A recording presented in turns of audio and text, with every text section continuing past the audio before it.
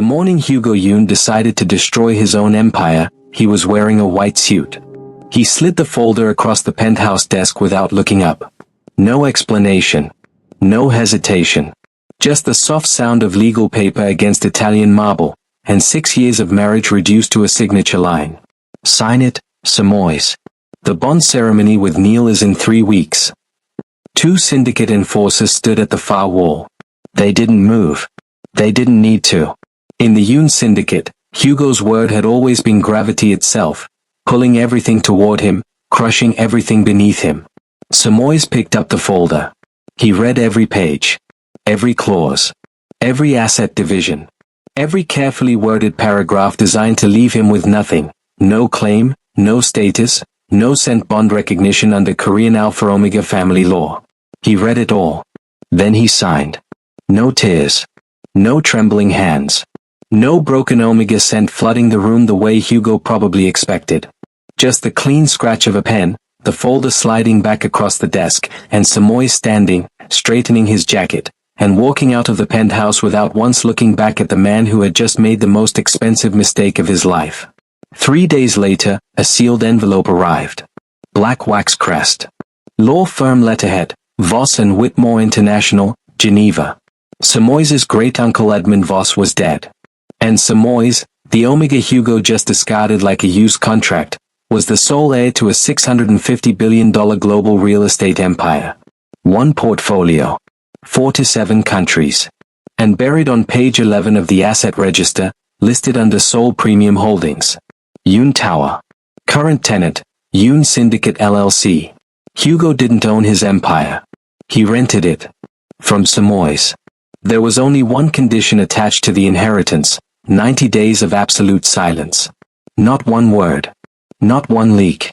One breach, and everything reverted to the Voss Foundation. Simoes read that clause once. Folded the letter. Set it down. And smiled for the first time in 6 years. He couldn't speak. But he could watch. He could document. He could wait. And on day 91, Hugo Yoon would finally understand what it meant to hand divorce papers to the one man who owned the building he was standing in. The envelope arrived on a Tuesday. No courier announcement. No buzzer. It was simply there when Simoes opened the door of the modest hotel suite he checked into 3 days ago, the morning after he'd walked out of the penthouse with one bag and no forwarding address. Someone had slid it under the door while he slept. Black wax seal. Geneva postmark. His full legal name written in ink so precise it looked typeset. Simoes Aurelio Voss Carter. Personal and confidential. He stood in the doorway for a moment, barefoot on the cold tile, still holding his coffee. Then he stepped back inside, set the mug down, and opened it. The letter was 4 pages. He read all 4 pages twice. Then he sat down on the edge of the hotel bed and read them a 3rd time. Edmund Aurelio Voss, his great-uncle, his mother's reclusive and notoriously private great-uncle, had died 11 days ago at his estate outside Geneva. No press release. No obituary in any paper Simoes had seen. The man had spent 40 years building one of the largest private real estate portfolios on the planet and another 20 years ensuring that almost no one knew his name. He had no children. No surviving spouse. No other blood relatives who met the terms of his will. The sole beneficiary of the Voss estate, valued by independent audit at $652 billion across 47 countries, was Simoes. He read that line 4 times. The portfolio included commercial towers, sovereign land holdings, luxury residential developments, and long-term government infrastructure leases across Asia, Europe, and the Gulf. The Geneva office managed everything through a network of holding companies so layered and deliberately obscured that even the attorneys at Voss and Whitmore had needed 3 years to map the full architecture after Edmund began declining in health. Page 3 was the clause. Simoes read it slowly, the way he had read Hugo's divorce papers, with the kind of attention that most people reserve for things that can hurt them. The beneficiary must maintain absolute confidentiality regarding the existence, scope, and transfer of the Voss estate for a period of no less than 90 calendar days from the date of this notification. Any disclosure, verbal, written, digital, or through deliberate implication, to any third party not already bound by attorney-client privilege shall result in immediate and total forfeiture of all assets to the Voss Charitable Foundation. No appeal. No exception. No cure period. 90 days. He set the letter on his knee and looked at the wall. Outside, Seoul moved the way it always did, indifferent, enormous, loud in ways you stopped hearing after long enough. Somewhere across this city, Hugo was probably in a board meeting. Neil was probably sitting 2 seats away, their sense already mingling in the way bonded pairs did, casual and territorial, the kind of thing Simoes had spent 6 years pretending not to notice. They would be planning the ceremony. Guest list. Venue. The kind of Bond announcement that hit every business publication and Alpha Society column simultaneously, calculated for maximum visibility. Hugo never did anything without calculating its visibility. Simoes thought about calling his attorney. He thought about calling the one friend who had stayed neutral through the separation, then stopped, because neutral wasn't the same as trustworthy, and the clause made no distinction. He thought about calling Edmund's office in Geneva, just to hear a human voice confirm what he was reading. He did none of these things. Instead he turned to page 4, the asset register summary, 12 categories, each with a line item count and a regional breakdown. He moved through it methodically, the way his great-uncle had apparently moved through everything, without sentiment, without rush, with total attention. He reached Seoul Premium Holdings on page 4, column 2. His fingers stopped. Yoon Tower, Jungji-yu, Seoul. 47-floor commercial tower. Current occupancy, 94%. Primary tenant, Yoon Syndicate LLC. Lease term, active. Monthly yield. He didn't finish the number. He didn't need to. He already understood the geometry of what had just happened. Hugo had handed him divorce papers in a building that, 3 days later, belonged to Simoes. The 2 syndicate enforcers who had watched him sign, they had been standing in his lobby. Hugo's boardroom, Hugo's server floors, Hugo's private executive level on the 43rd floor. All of it sat inside a tower whose deed had just transferred, quietly and completely, into Simoes' name. Hugo Yoon didn't own his empire. He leased it. Simoes folded the letter with clean, even creases and slid it back into the black envelope. He stood, walked to the window, and looked out at the skyline. Somewhere in that skyline, Yoon Tower caught the afternoon light, all glass and steel and carefully maintained dominance. He could see it from here. 90 days. He picked up his coffee. It had gone cold. He drank it anyway, standing at the window, watching the city that was already, quietly, legally, and without a single word spoken, beginning to belong to him. He called no one. Jonathan Whitmore arrived on a Thursday. No advance call. Just a message sent through the encrypted contact channel listed on page 1 of the Voss letter. 3 sentences, precise and unhurried. I am in Seoul. When you are ready, I will come to you. Take the time you need. Simoes replied within 4 minutes. He gave the hotel address and a time. He spent the 2 hours before the meeting doing what he had been doing since Tuesday, reading. Edmund's estate summary. Seoul property law. The specific legal architecture of the 90-day clause, cross-referenced against Korean inheritance statutes and Swiss private trust law, because his great-uncle had been the kind of man who built things to withstand pressure from multiple directions simultaneously. When Whitmore knocked, Simoes opened the door immediately. The attorney was older than his voice had suggested, late 60s, silver-haired, with the particular stillness of a man who had spent decades in rooms where enormous things were decided quietly. He carried a single briefcase. He accepted the offer of water. He sat down across from Simoes at the small table by the window and placed a second document folder between them without being asked. You've read the notification letter, Whitmore said. It wasn't a question. 3 times, Simoes said. Whitmore nodded, as though this was precisely what he had expected. Then I won't waste your time restating what it contains. What I'm here to do is ensure you understand the weight of what you're holding, and the specific conditions under which you could lose it. He opened the folder. The full terms were more detailed than the summary letter had indicated. The 90-day clause had teeth that the initial notification had only outlined. Whitmore walked through each one with the methodical patience of a man who had done this before and understood that speed in this moment was its own kind of negligence. Any verbal disclosure to a third party, forfeiture. Any written communication, including private messages, forfeiture.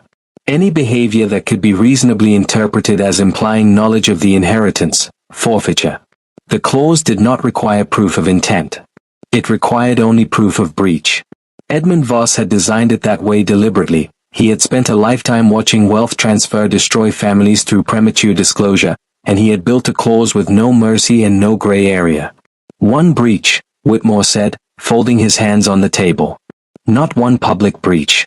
One breach. The Foundation's legal team will be monitoring. They are very good at what they do. Simoes looked at the clause for a long moment. Why 90 days? He asked. Whitmore's expression shifted, just slightly. Something almost like respect. Your great-uncle believed that 90 days was enough time to see clearly. To see who people were when they believed you had nothing. He paused. He went through something similar himself. Many years ago. Simoes didn't respond to that. He pulled the folder closer and read the clause again. All of it, every subparagraph, every defined term, while Whitmore sat across from him and waited without fidgeting. When Simoes finished, he closed the folder and pushed it back. I understand, he said. Do you have questions? 1. Simoes kept his voice level. The primary sole asset, Yoon Tower. The current tenant's lease. Is it in good standing? Whitmore's pause was less than a second, but Simoes caught it. That is something we can discuss in detail after day 91, the attorney said carefully. What I can confirm is that all active lease agreements transfer with the portfolio. You inherit the contracts as they stand, including any irregularities within them. Irregularities. Simoes filed that word away without expression. After Whitmore left, Simoes stood at the window for a long time. The city below moved in its usual indifferent rhythm.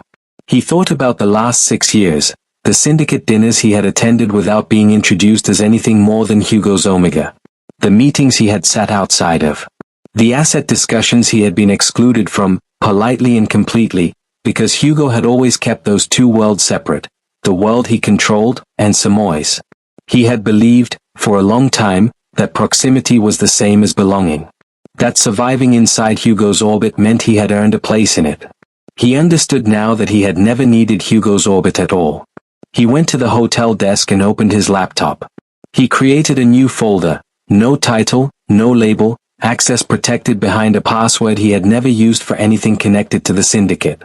Inside it, he made 3 subfolders, leases, financials, timeline. He began with the timeline. Day 1 through day 91, mapped cleanly in a private document. Every day Hugo and Neil spent building their public narrative was a day Simoes spent building something they couldn't see. By the time he closed the laptop that evening, the war room existed. It had no weapons in it yet. But the architecture was sound, and Simoes had always been better at architecture than Hugo ever knew. He ordered room service. He ate alone by the window. He did not call anyone. 90 days was not a punishment. It was a gift. He moved on a Saturday. The hotel had been temporary by design, a place to absorb the letter, meet Whitmore, and think without the particular pressure of permanence.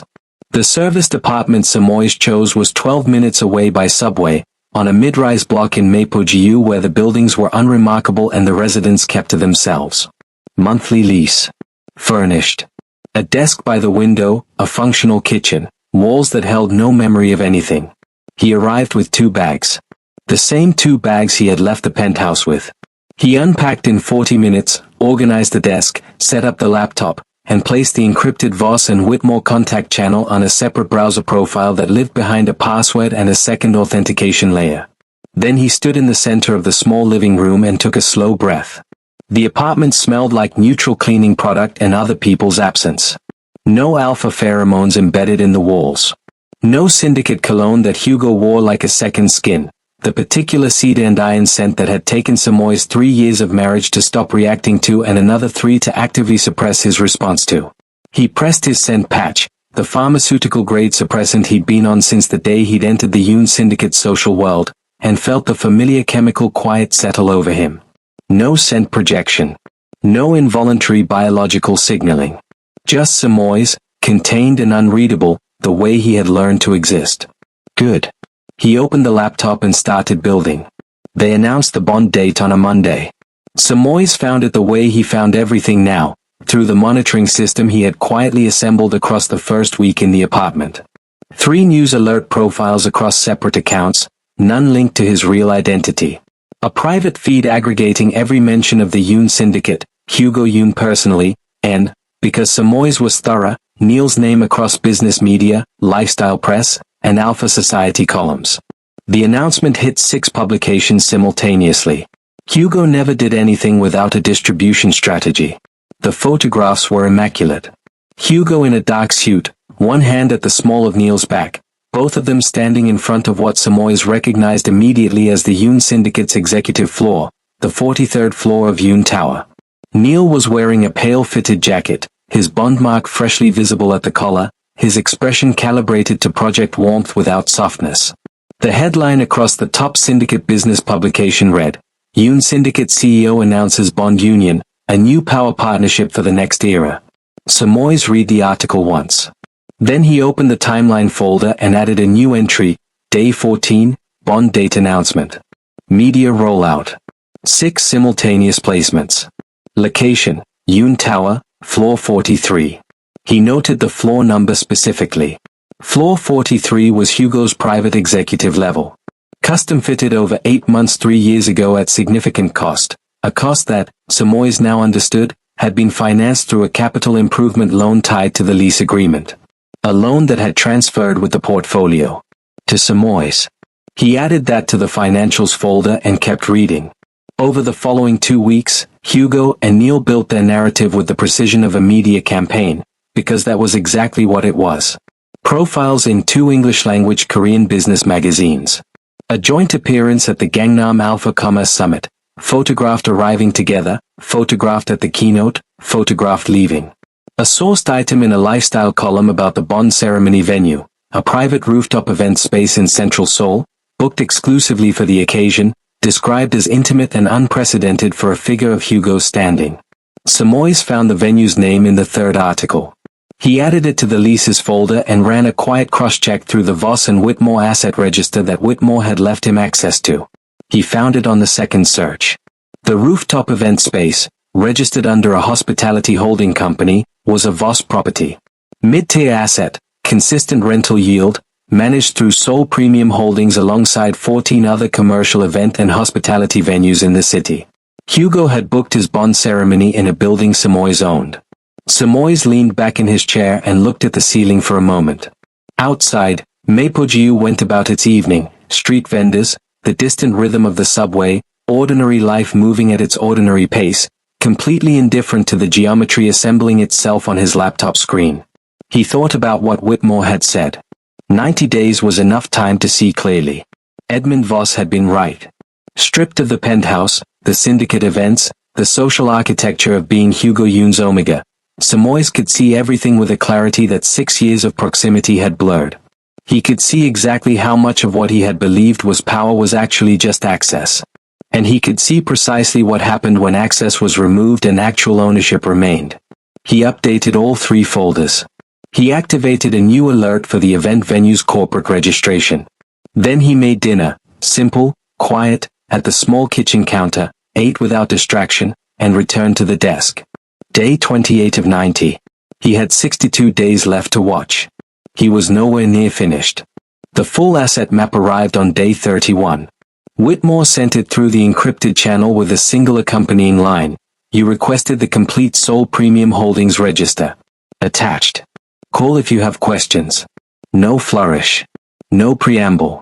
Simoes had come to appreciate that about the man. He communicated the way Edmund Voss had apparently built things. Nothing wasted, nothing decorative. The register was 43 pages. Simoes printed it at the small convenience store 2 blocks from the apartment, paid in cash, and walked back in the early morning quiet before the street vendors set up. He made coffee. He sat at the desk. He began on page 1. Seoul Premium Holdings was larger than the summary letter had suggested. The portfolio wasn't simply commercial towers and event venues, it was a quietly assembled map of the city's most strategically valuable addresses, accumulated over 30 years through holding companies so deliberately led that even sophisticated buyers had consistently failed to trace ownership back to Edmund Voss. The man had understood something that most wealthy people didn't, that true power wasn't visible. It was structural. It held things up without being seen. Simoes moved through the register methodically, category by category. Commercial towers. Hospitality assets. Residential developments. Private leasehold properties. He found the penthouse on page 26. Hanam GU Residential Premium. Unit PH1, 47th floor. Single occupancy lease. Current tenant, Hugo J. Yoon, personal capacity. Simoes read the address twice. It was the penthouse. The one he had lived in for 6 years. The one where Hugo had slid the divorce folder across the desk without looking up. The one with the dining table where Simoes had cooked every Sunday, the floor-to-ceiling windows that caught the Han River light in winter, the bedroom where he had spent 3 years sleeping beside a man who had already decided he was temporary. Hugo didn't own it.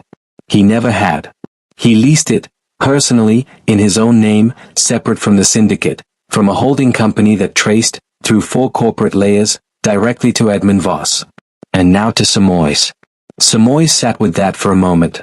Not with satisfaction, not yet, but with the strange, clarifying sensation of a picture finally resolving into focus after years of deliberate blur. He had always assumed the penthouse was a syndicate asset. Hugo had never corrected that assumption. Hugo had, in fact, cultivated it, the way he cultivated everything, allowing Simoes to believe in a version of their life that served Hugo's narrative. He turned to page 29. Gangnam GU Commercial Studio. Ground and mezzanine floors. Current tenant, Neil S. Park, trading as Park Creative Consulting. Neil's studio. The private workspace Neil had launched 18 months ago, which Simoes had watched grow across social media into a carefully branded consultancy that positioned Neil as an independent alpha power player, distinct from but adjacent to the Yoon syndicate. The studio Hugo had publicly praised in a business profile 4 months before the divorce papers arrived. The studio that had, Simoes now understood, been quietly providing Neil with a platform and a professional identity while the plan to replace Simoes was already in motion. Neil leased his studio from Simoes. He turned back to Yoon Tower. The syndicate headquarters occupied floors 12 through 47 of the tower, under a commercial lease that had been renewed 2 years ago for a 10-year term. The capital improvement loan, the one that had funded the executive floor renovation on 43, was structured as a lease-linked financing instrument, meaning it was legally inseparable from the tenancy agreement. If the lease terminated, the loan became immediately callable. Simoes opened the financials folder and added a new document. He listed 3 properties in order: the penthouse, Neil's studio, Yoon Tower. Beside each one he noted the lease structure, the current monthly yield, and, where applicable, any attached financial instruments. The total monthly income flowing into Seoul Premium Holdings from Hugo Yoon and Neil Park, combined, was a number Simoes didn't linger on. The number wasn't the point. The architecture was the point. He was their landlord. Had been, technically, since day 3, since the moment the Voss estate transferred and every lease within it transferred with it. While Hugo was scheduling press appearances and Neil was photographed arriving at his studio in a new car, Simoes had been sitting 12 minutes away in Mapo GU, quietly collecting their rent. They were building their future inside his portfolio. He closed the register and stacked the 43 pages neatly. He slid them into the plain document folder he kept locked in the desk drawer alongside the Voss notification letter and Whitmore's full-term summary. Then he sat back and looked out the window at the unremarkable Mapo GU skyline, nothing like the Han River view from the penthouse, nothing curated or impressive, just a city going about its business in the gray morning light. He thought about Hugo at that dining table. The divorce folder. The 2 enforcers against the wall. The way Hugo had never once looked up. Simoes hadn't needed him to.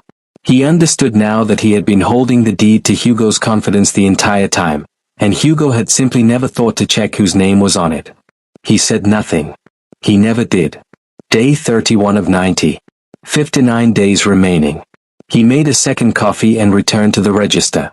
There were still 12 pages he hadn't finished. The first late payment notification arrived on day 38.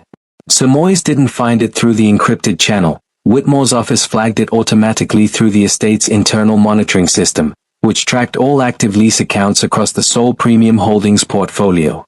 A single missed payment, 7 days overdue, from a commercial subtenant on the 19th floor of Yoon Tower. A logistics firm, mid-sized, registered in Incheon. Simoes pulled the master lease agreement for Yoon Tower and read the subtenancy clauses. The syndicate's lease with Seoul Premium Holdings was explicit on one point: subletting required written approval from the Portfolio Management Office. No exceptions. No grace period for retroactive approval. The clause had been standard across all Edmund Voss's commercial properties for 30 years. His great-uncle had understood that unauthorized subtenants created liability chains that could compromise an entire building's legal standing, and he had written his leases accordingly. Simoes checked the approval records. There were none. He searched further. The logistics firm on 19 was not alone. Over the following 3 days, cross-referencing the Voss and Whitmore lease management system against the building's occupancy records, which Whitmore's office had quiet legal access to as part of estate administration, Simoes identified 7 subtenants across floors 14 through 22. All mid-sized commercial operations. All paying rent directly to a Yoon Syndicate shell company registered in Jeju. None of them appearing in any approval record held by Seoul Premium Holdings. The syndicate was subleasing floors it rented from Simoes, through a shell company, and keeping the margin. Simoes opened the leases folder and began building a document he titled, simply, Subtenancy Register.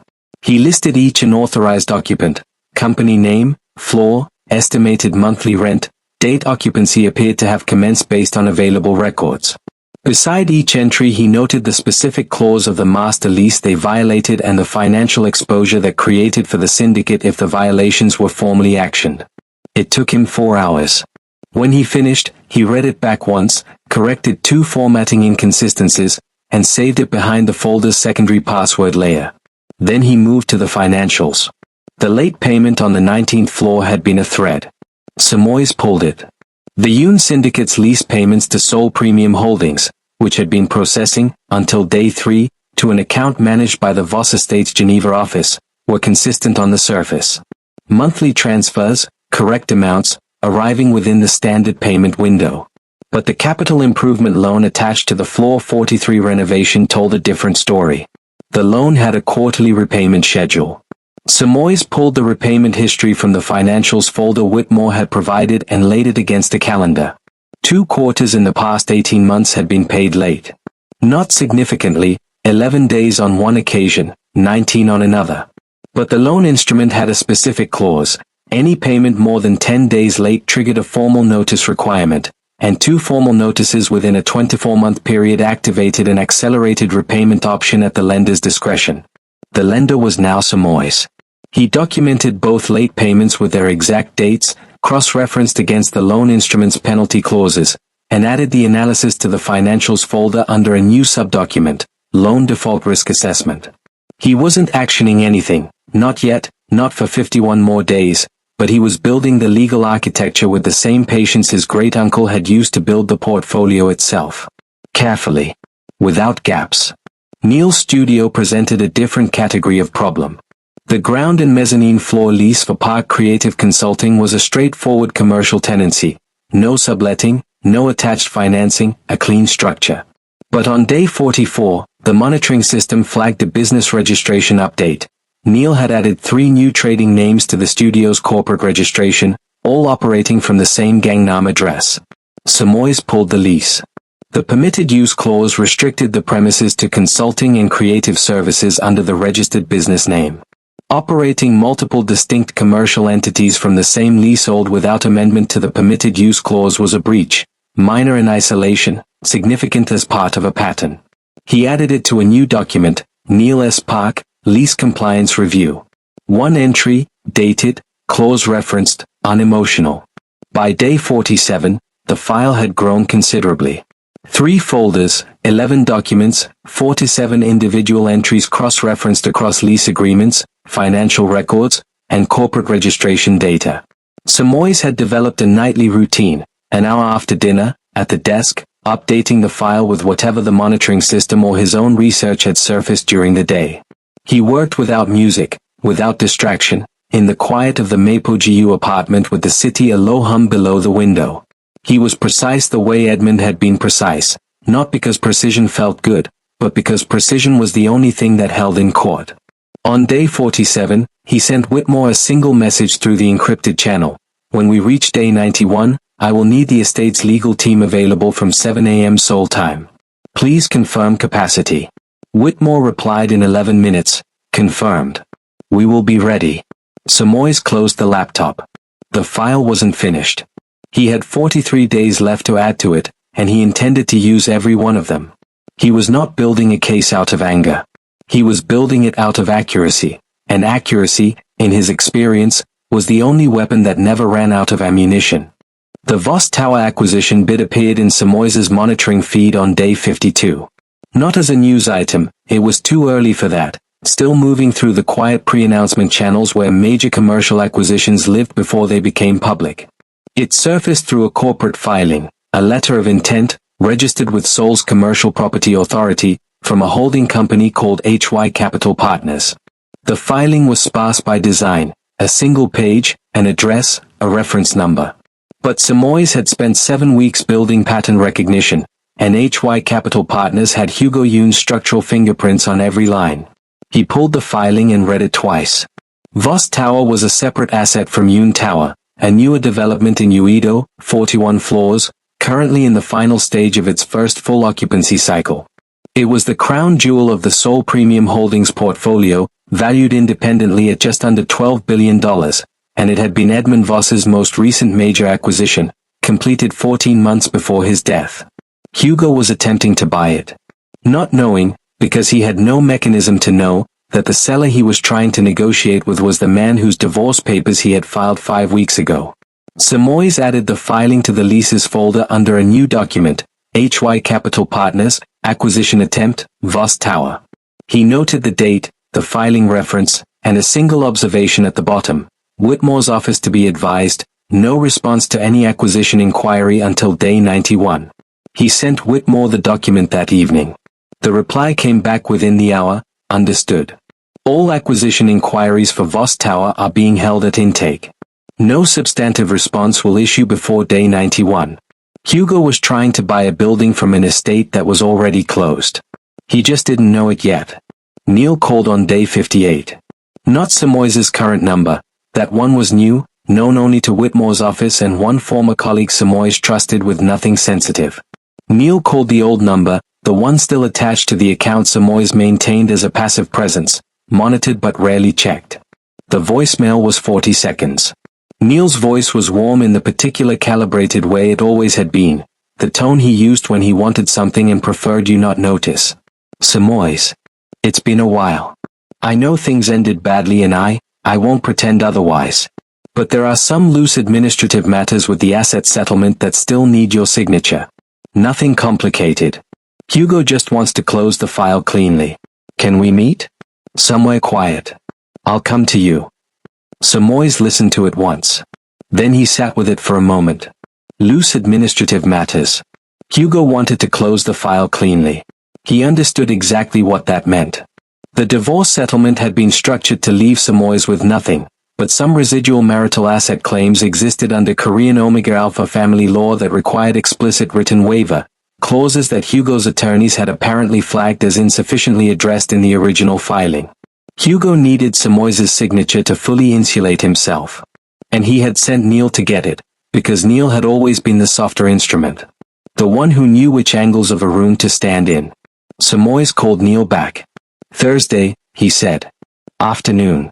You choose the place. Neil chose a private members' cafe in Seongdong-jiu, quiet, tasteful, the kind of establishment where significant conversations happened under the cover of good coffee and architectural lighting. He was already seated when Simoes arrived, dressed in a pale suit, his Bond mark at the collar freshly prominent. An alpha performing stability and legitimacy simultaneously. Simoes sat down across from him and smiled.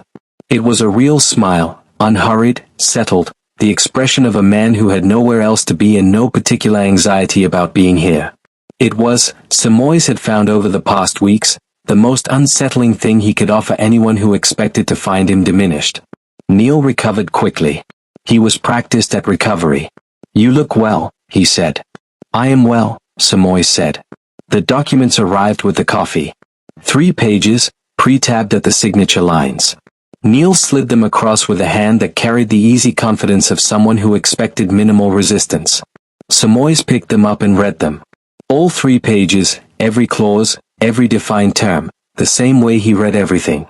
Neil waited, both hands around his cup, his expression set to patient. The documents were what Simoes had expected, a comprehensive waiver of all remaining marital asset claims, including any future claims arising from assets not fully disclosed at the time of filing. The last part was the key.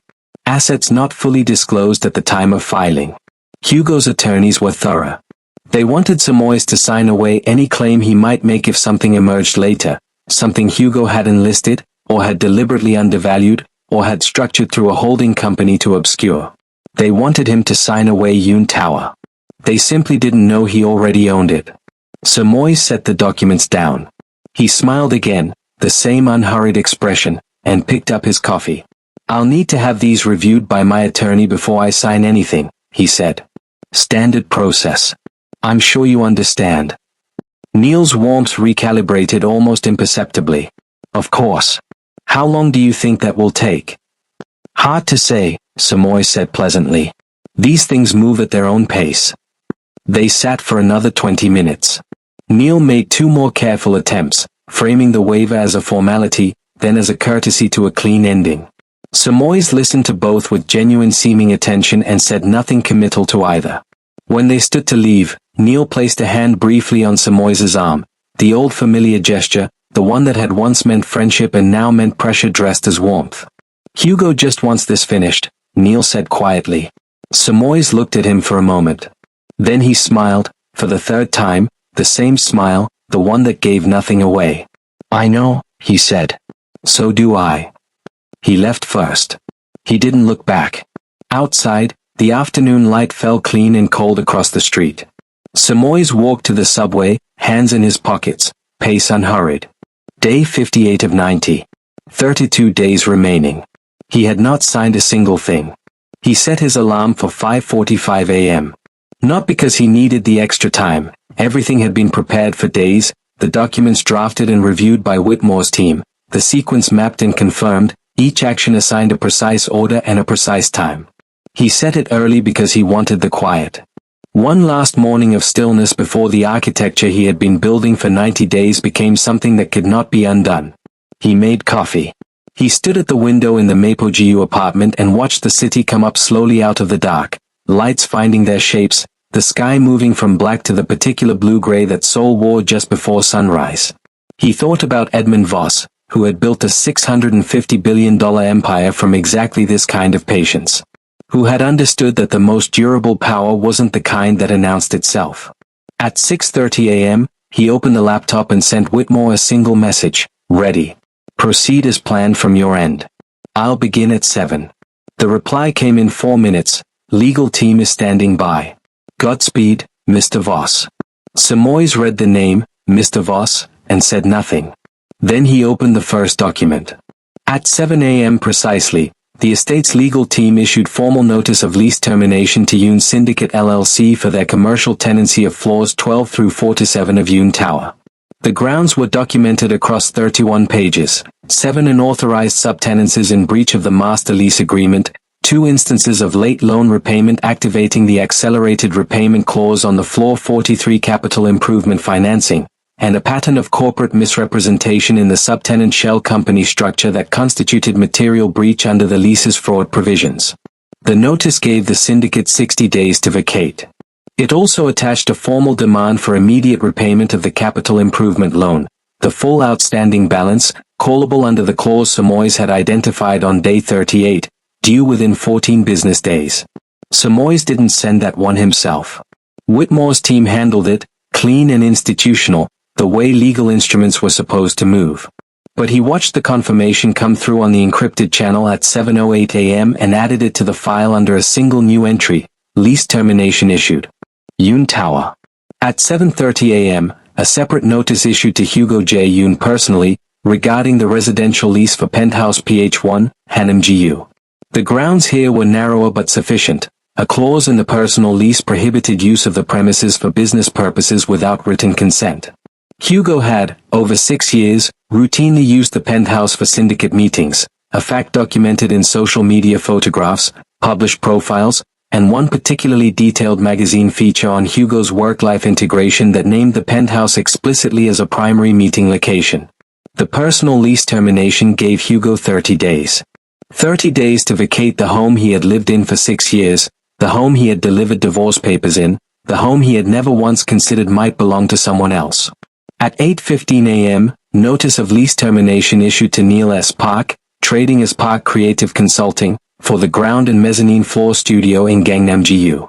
The grounds, operation of multiple distinct commercial entities from the leasehold without amendment to the permitted use clause, constituting an authorized commercial expansion in breach of the tenancy agreement. 30 days to vacate. Simoes confirmed receipt of that notification on the encrypted channel and closed the document without ceremony. At 9 a.m., he made the call he had been holding for last. The Bond ceremony venue, the rooftop event space in Central Seoul, booked under Hugo's account for what every society column had described as an intimate and unprecedented ceremony, was a Voss hospitality asset. The booking had been made through the venue's standard commercial events process, which meant it sat under a standard events lease, which meant it was subject to the same portfolio management protocols as every other Seoul Premium Holdings property. Simoes called the venue's management office directly. Not through Whitmore's team, this one he handled himself. The estate had given him full operational authority over the hospitality assets from day 91. The events coordinator answered on the second ring. "This is Simoes Voss," he said. "I'm calling regarding a booking for today. I'll need you to cancel it." There was a pause. "Mr. Voss, the booking for this evening is a full exclusive event. The client has already—" "I understand," Simoes said. "Cancel it. Issue a full refund to the account on file. I'll have my office send written confirmation within the hour." Another pause. Shorter. The coordinator had apparently decided that the person who owned the building outranked the person who had rented it. "Of course, Mr. Voss. Consider it done." He ended the call. Looked at the clock on the laptop screen. 9:07 a.m. The Bond ceremony was scheduled for 11 a.m.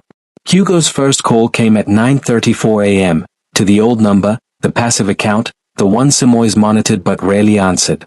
He let it go to voicemail. The second call came at 9:41 a.m. The third at 9:55 a.m. By 10:15 a.m. there had been 7 missed calls from Hugo's personal number and 2 from what Simoes recognized as the syndicate's legal department line. He didn't answer any of them. He was not ready to speak to Hugo yet. That conversation had its own timing, its own sequence, and it would happen when Simoes decided, not when Hugo's panic reached a sufficient pitch. At 10:47 a.m., 13 minutes before the ceremony was scheduled to begin in a venue that no longer held their booking, Simoes closed the laptop. He washed his coffee cup. He stood at the window one last time and looked at the city, the same city he had watched from this window for 60 days, the city that had moved indifferently around him while he built something immovable inside it. He had made 3 calls and authorized 4 formal notices. By noon, Hugo Yoon had no headquarters, no home, no ceremony venue, and a 14-day deadline on a loan he couldn't absorb. Simoes picked up his jacket from the chair. It was time to answer the phone. He let Hugo call one more time before he answered. Not out of cruelty. Simoes had spent 91 days being precise about his motivations, and cruelty had never been one of them. He let it ring because he wanted to be seated, unhurried, with the city visible through the window and his breathing even and his voice exactly where he needed it to be. Controlled. Factual. The same register he had used with Whitmore, with the venue coordinator, with Neil in the Seongdong-Gu cafe. Hugo had always responded to emotion. He read it, catalogued it, and used it. Simoes had no intention of giving him anything to read. The 9th call came at 11:23 a.m. Simoes picked up on the 3rd ring. "Hugo," he said. The silence on the other end lasted 2 seconds, long enough to tell Simoes everything about the state of the man on the other end of the line. Hugo Yoon did not do silence. Hugo filled rooms, filled conversations, filled the air around him with a particular gravitational pressure of an alpha who had never once doubted that the world would arrange itself around his needs. The silence meant the world had stopped arranging. "What have you done?" It wasn't a question. Hugo's voice was low and very controlled, which meant he was furious in the specific way that dangerous men were furious, compacted, pressurized, looking for a structural weakness to push against. "I'll explain," Simoes said. "If you'd like to listen." Another beat. "Then, talk." Simoes looked out the window. He kept his voice level, the way he had practiced keeping it for 6 years in syndicate boardroom antechambers, in penthouse dining rooms, in every space where Hugo's presence had required him to be smaller than he was. "3 days after you gave me the divorce papers," he said, "I received notification from Voss and Whitmore International that my great-uncle Edmund Voss had died.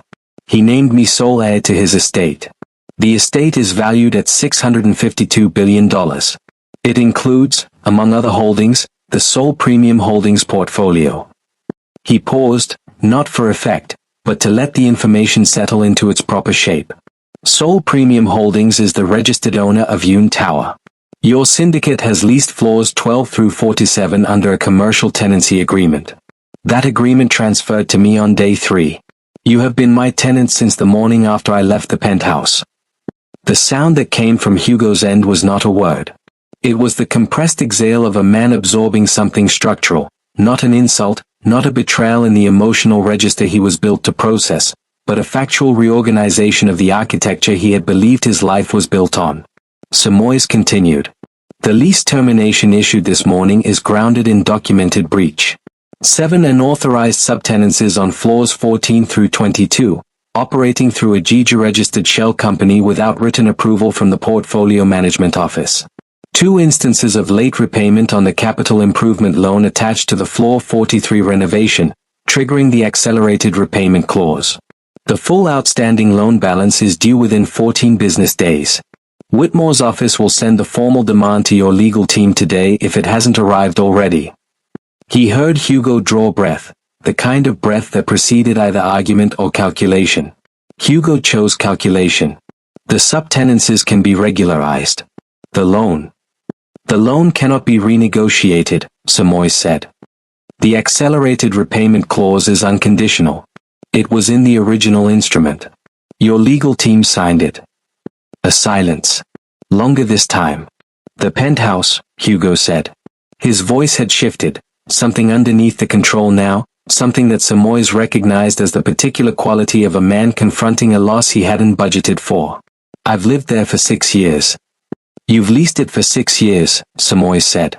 "From a holding company that traced to my great-uncle's estate. The termination grounds are the business use violations. The syndicate meetings documented in published profiles over the past 4 years constitute an authorized commercial use under the residential lease terms. You have 30 days. "Simoes." Hugo said his name the way he rarely had, without the particular flatness that had characterized most of their marriage's later years, without the managerial tone he'd used when Simoes was something to be managed. He said it the way a person said a name when they had run out of other options. Simoes waited. "The ceremony venue," Hugo said. Not a question. Just the words, placed carefully, like a man checking the perimeter of a collapse. "Cancelled this morning," Simoes said. "Full refund issued." Another silence. Outside the Mapogu window, the city continued its indifferent afternoon. A delivery bike moved through the intersection below. An ordinary Saturday, unremarkable in every direction except the conversation happening in this apartment. "You planned this," Hugo said. "No," Simoes said, and meant it. "I received a letter. I read the terms. I made a choice to be patient." He paused. "You made this. You made it the morning you slid that folder across the table without looking up." Hugo said nothing. "I didn't call anyone," Simoes continued. "I didn't speak to the press. I didn't contact your board or your investors or the social columns that have been covering your bond announcement for 6 weeks. Everything that happened today happened through proper legal process, fully documented, with 90 days of evidence behind it. There is nothing to appeal and nothing to contest." He let that settle. "I want you to understand that clearly." "Is that everything?" Hugo's voice was very quiet now. "Yes," Simoes said. "That's everything." He ended the call. He set the phone face down on the desk and sat for a moment in the apartment's particular quiet, the same quiet he had built his war room in, eaten dinner in, watched the city from for 60 days. He felt no triumph. No release of anything long held. Only the clean, precise sensation of a thing completed, the way a legal document felt when the final clause was correctly drafted and there was nothing left to add. He picked up the phone again and called Whitmore. "It's done," he said. "Yes," Whitmore said. "It is. How are you, Mr. Voss?" Simoes considered the question genuinely, the way he had learned to consider things over 91 days of careful attention. "Clear," he said. "I'm clear." The public announcement went out on a Wednesday. Simoes had chosen the day deliberately, not a Monday, which carried the breathless energy of fresh news cycles, and not a Friday, which buried things. Wednesday was a working day in the middle of a working week, the kind of day when serious people were at their desks and paying attention. Edmund Voss had always made his most significant moves on Wednesdays. Simoes had found that detail in a profile piece from 1987, buried in the estate's archive, and had filed it away without sentiment. The press release issued at 8 a.m. Seoul time through Voss and Whitmore's communications office, simultaneously to 47 business publications across Asia, Europe, and the Gulf. It was 4 paragraphs. No photographs. No quotes except one, attributed to Simoes directly, at the end of the final paragraph. Whitmore had asked him, 3 days earlier, what he wanted to say. Simoes had thought about it for less than a minute. "I was always the one holding the lease," he said. "Use that." Whitmore had written it down without comment. The release landed the way a correctly placed structural element lands, not with noise, but with the particular solidity of something that immediately reorganizes everything around it. By 9 a.m., the 47 simultaneous placements had been picked up by secondary outlets. By 10:30 a.m., it was the lead item on 3 of Korea's major financial newswires. By noon, it had reached the international business press, and the question of who Simoes Aurelio Voss Carter was and how a $652 billion estate had transferred quietly to an Omega with no prior public business profile became the only conversation happening in the rooms where such conversations occurred. The line landed exactly as Simoes had known it would. "I was always the one holding the lease." In isolation it was elegant. In context, and the context emerged quickly, because financial journalists were thorough when the numbers were large enough, it was devastating. By early afternoon, the connection between Simoes and the Yoon Syndicate's now public crisis had been established across 3 separate investigative pieces, each one drawing on the lease termination filings, the loan recall documentation, and the corporate registration records that were, by their nature, public instruments. Simoes had built his file with military precision for 90 days. He had not needed to leak a single document. The legal record was its own story, and journalists had simply read it. The Yoon Syndicate's collapse was not dramatic in the way that collapses were portrayed in the social columns Neil had spent 6 weeks seeding with power couple narratives. It was administrative. Methodical. The 14-day loan recall deadline created an immediate liquidity crisis. The capital improvement loan balance was substantial, and the syndicate's operating reserves, already strained by the Voss Tower acquisition bid that had consumed significant legal and due diligence expenditure, could not absorb it cleanly. By the end of the first week after day 91, 2 of the syndicate's senior board members had requested emergency meetings with Hugo. By the end of the second week, the Voss Tower acquisition bid had been formally withdrawn, HY Capital Partners dissolving its letter of intent with a one-line notice that the financial press treated as confirmation of everything the lease termination filings had already suggested. Hugo did not give interviews. He did not appear at the events and openings his name had been attached to for the next 6 weeks. The penthouse, which he vacated on day 23 of the 30-day notice period, 4 days earlier than required, a fact Simoes noted without comment, sat empty in Hanam-gu while Voss and Whitmore's property management team arranged its transition to a new residential tenant. Neil's studio in Gangnam-gu closed before the 30-day notice period expired. The 3 trading names he had added to the corporate registration were dissolved within a week of the lease termination notice. The social media presence that had positioned Park Creative Consulting as an independent alpha power platform went quiet. No announcement, no farewell post, simply the particular silence of an account whose owner had run out of things to perform. The bond ceremony, already cancelled, was never rescheduled. Simoes gave one interview. He had agreed to it before the announcement, a single conversation with the editor of a Seoul-based financial publication with a readership concentrated in the alpha-dominated commercial sector. Whitmore had advised him that a controlled interview in that specific outlet would do more to establish Simoes' credibility as Voss International's incoming CEO than any volume of press releases. Simoes had agreed, on one condition: he would answer every question about the business and the estate, and none about the personal. The editor had accepted. They met in the Voss International offices, newly established on the 31st floor of Voss Tower in Uedo, which Simoes had quietly begun preparing during the final 2 weeks of the 90-day period. The space was understated in the way Edmund had preferred. Clean lines, no unnecessary ornamentation, windows that looked out over the Han River with the particular authority of a building that knew exactly what it was. The interview ran for 50 minutes. Simoes spoke about the estate's architecture, the 30-year accumulation strategy, the holding company structure, the global portfolio's geographic logic. He spoke about his plans for Voss International's first operating year, the executive team Whitmore's office had helped him identify, the strategic priorities he had mapped during 90 days of careful observation. He spoke with the fluency of someone who had spent 3 months reading nothing but asset registers, lease agreements, and financial instruments, because that was exactly what he had done. He did not mention Hugo's name. Not once. Not in passing, not in context, not in answer to the one question the editor attempted near the end of the conversation, framed as carefully as such questions could be framed. Given the circumstances of the past few months, the editor said, "Is there anything you'd want to say to?" "No," Simoes said pleasantly. "There isn't." The editor nodded and moved to the next question. The interview was published 4 days later under the headline, "Simoes Voss, the quiet heir who rewrote the sole property map." The subheading carried his quote, unedited, "I was always the one holding the lease." It was shared 11,000 times in the first 24 hours. Translated into 7 languages within the week. Used, in the months that followed, as a case study in 3 separate business school courses on asset transfer and strategic patience. Simoes did not track the share count. He had other things to do. He moved into a new apartment in early spring, not a penthouse, not a serviced hotel room, but a proper home he had chosen for himself on his own terms. High ceilings. Good light. A desk by the window and a kitchen large enough to cook in properly, which he did, on Sunday mornings, because he had always liked cooking and had allowed too many years to pass in which that preference belonged to someone else's narrative.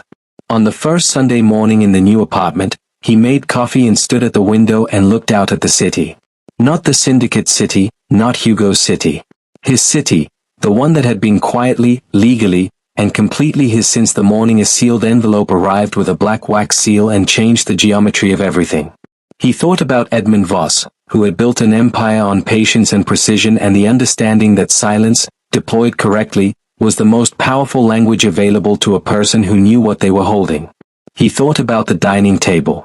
The folder sliding across Italian marble. The scratch of a pen. He did not think about it for long. There was work to do, real work, the kind that built things rather than dismantled them. Voss International's first board meeting was Tuesday. Whitmore was flying in from Geneva. The 31st floor of Voss Tower was waiting. Simoes finished his coffee. He washed the cup. He picked up his jacket from the chair by the door, the same quiet, deliberate movement he had made on the morning of day 91, in the Mapogeu apartment, when 90 days of architecture became something that could not be undone. He did not look back. He never did.